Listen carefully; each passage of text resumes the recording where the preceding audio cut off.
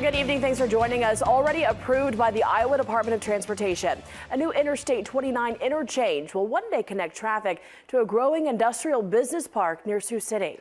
Now, local leaders have to pay for it. The Woodbury County Board of Supervisors met tonight to address that project and several others that will tackle local infrastructure.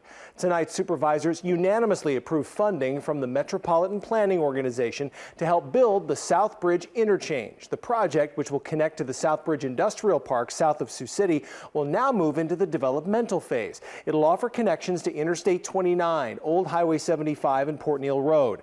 To get to this point, county supervisors contracted with an area consultant to create an interchange justification report that had to be approved first by the DOT. That report was submitted to Iowa DOT and the Federal Highway Administration, who both concurred that an interchange at that location would be beneficial, both to traffic on I-29 and traffic within the local area. The Iowa DOT will play a big role in that project. The agency will help with design work, right-of-way acquisition, and project coordination. Additionally, the cities of Sioux City and Sergeant Bluff will help by paying off bonds used to fund the project.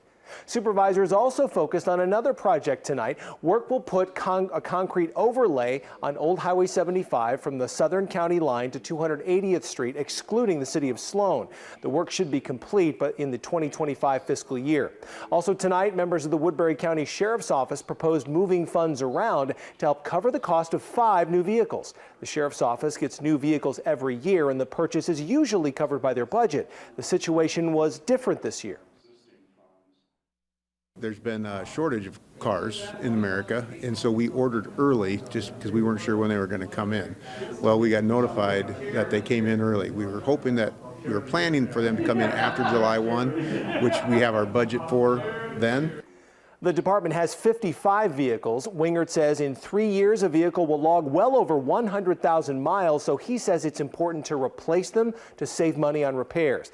To make up for the cost of the new vehicles, the department will move funds from next year's budget into this year's budget. Developing